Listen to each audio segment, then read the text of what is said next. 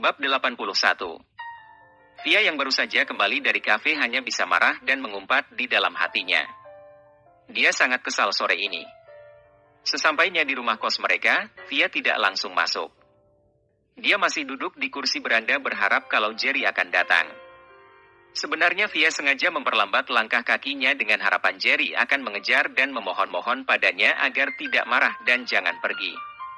Tapi itu tidak terjadi. Jerry malah dia mematung tanpa tahu harus berbuat apa. Kini Via masih tetap duduk di depan rumah kos-kosan menanti kalau Jerry akan datang meminta maaf kepadanya seperti di film-film dan sinetron. Maka dia akan berlagak jual mahal agar Jerry menghibah dan memohon-mohon sambil berlutut. Kalau bisa, Jerry akan berdiri sampai subuh di depan rumah itu menunggu maafnya diterima. Apalagi ada hujan datang dan Jerry akan basah kehujanan demi sebuah kata maaf dari Via. Sial bagi Via bahwa ini bukanlah sinetron. Bukan drama Korea apalagi kisah romantis dalam film Hindustan. Yang ada, sampai pantat Via tumbuh akar karena terlalu lama duduk, namun batang hidung Jerry pun tidak kelihatan. Sial sekali Jerry ini. Pas aku menghindarinya, dia mencariku. Setelah aku ada di hadapannya, dia mengabaikanku. Pikir Via dalam hati. Sebenarnya Jerry sudah datang sekitar sejam yang lalu untuk menemui Via. Tapi Via-nya tidak ingin bertemu dengan Jerry. Malah dia menyuruh sahabatnya yang super galak bernama Megan untuk menemui Jerry. Jerry bukan saja kecewa karena tidak bisa menemui Via, tetapi juga dihina sebagai orang miskin oleh Megan. Setelah berapa lama menunggu tapi Jerry tidak juga datang, Via yang kecewa dengan marah membanting minuman dalam kemasan itu ke tanah lalu menggedor pintu untuk masuk dan berlari langsung ke kamar membuat semua para sahabatnya merasa heran dengan sikap Via ini.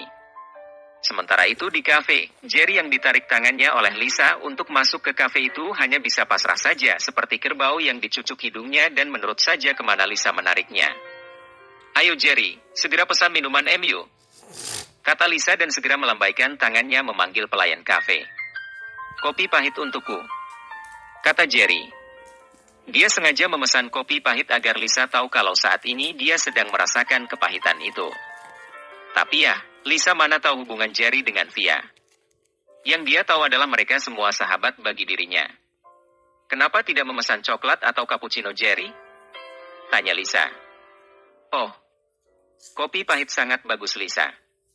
Itu bisa melatih diri untuk menghadapi kepahitan pikiran. Jawab Jerry asal-asalan. Lisa hanya mengernyitkan dahinya saja mendengar alasan yang sama sekali tidak masuk akal itu. Jerry hanya tersenyum sumbing karena memang tidak tahu harus berkata apa lagi. Mereka terus saja menikmati minuman mereka yang sama sekali tidak nikmat bagi Jerry tanpa mereka sadari. Sedikit jauh dari gerbang kampus, sebuah mobil Audi RS7 terparkir di sana. Tampak di dalam mobil itu ada 3 orang pemuda yang sejak tadi seperti tak berkedip memandang tajam ke arah kafe. Anton, lihat kucing kurap itu. Apa kau tidak sakit hati melihat mereka duduk berdua seperti itu? Tanya seorang pemuda yang ada di dalam mobil itu. Dari tadi aku melihatnya, Zack. Kata pemuda yang dipanggil Anton itu. Dia hanya bisa mendengus saja dan memaki di dalam mobilnya. Tapi untuk menegur langsung Lisa dan Jerry, jelas dia tidak memiliki keberanian. Saat ini saja bibirnya masih bengkak sebelah kanan. Jika dia mencari gara-gara dengan Jerry lagi, maka dapat dipastikan bahwa seluruh bibirnya akan seperti bajai mencari omprengan. Lalu apa rencana MU Anton? Tanya seorang lagi. Ya, aku memang memiliki rencana untuk menjebak Lisa dan Jerry. Aku akan mengatur sesuatu untuk membuat perangkap bagi mereka. Dan aku pastikan bahwa Lisa akan membenci Jerry setengah mati. Kata Anton yang agak sumbang suaranya karena bibirnya yang masih bengkak akibat ditinju oleh Rico. Namun, untuk memuluskan rencana itu, aku membutuhkan seseorang yang sangat dekat dengan Lisa yang bisa kita suap agar mau bekerja sama dengan kita. Kata Anton sambil memandang kedua sahabatnya itu. Bagaimana dengan Rindy atau Jenny? Tanya Zack. Kenapa tidak kau katakan Rina saja sekalian? Kata Anton sambil menyeringai. Jangan sebut nama itu Anton. Teriak Zack dengan gusar. Anton hanya mencibir saja melihat ketololan kedua sahabatnya ini. Aku heran dengan kalian ini. Mengapa kalian tidak pernah bisa memberiku ide-ide yang bagus? Kalian ini benar-benar tidak dapat diandalkan. Kata Anton dengan wajah kecewa. Kedua teman Anton itu hanya saling pandang melihat Anton yang sedang merengut. Lalu apa rencana MU selanjutnya? Tanya Zack. Kita sudah berhasil menyingkirkan Rico walau harus babak belur.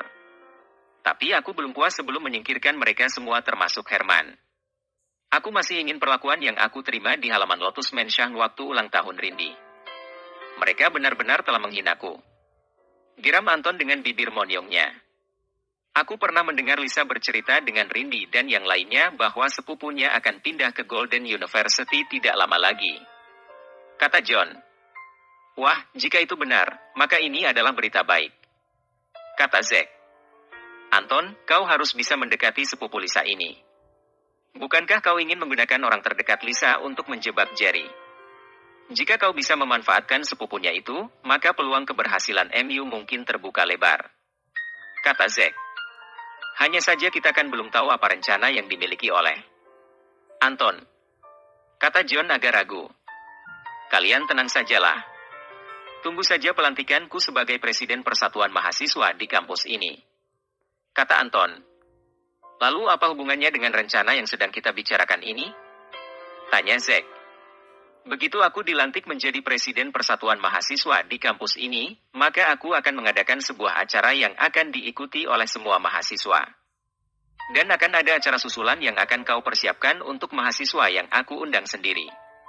Kalian akan tahu nanti seperti apa aku menjebak Jerry masuk ke dalam perangkapku. Yang terpenting adalah aku sangat membutuhkan kalian agar membantuku untuk berakting. Kata Anton yang mencoba menjabarkan sedikit tentang rencananya. Wah, kalau soal akting-aktingan, kau tidak usah khawatir Anton. Serahkan saja semuanya pada kami. Kata John dan Zack dengan bersemangat. Lalu mereka pun tertawa terbahak-bahak di dalam mobil. Tak lama kemudian mobil itu pun pergi meninggalkan tempat di mana mereka tadi berhenti untuk melihat Jerry dan Lisa yang sedang minum di kafe depan kampus itu.